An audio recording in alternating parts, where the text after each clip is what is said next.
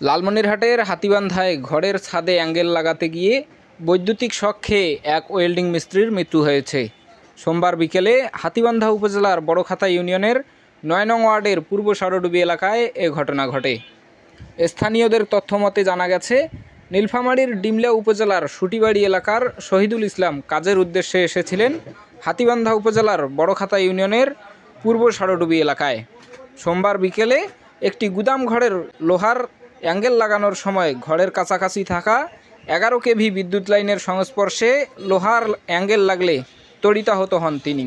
সাথে সাথে বিকট শব্দ হলে তীব্র বিদ্যুৎ প্রবাহের ধাক্কায় ঘরের পাকা মেঝেতে পড়ে ঘটনাস্থলেই তার মৃত্যু হয়। স্থানীয়রা দ্রুত ঘরের ভিতর গিয়ে তাকে বের করলেও ততক্ষণে তিনি মৃত্যুর কোলে ঢলে পড়েন।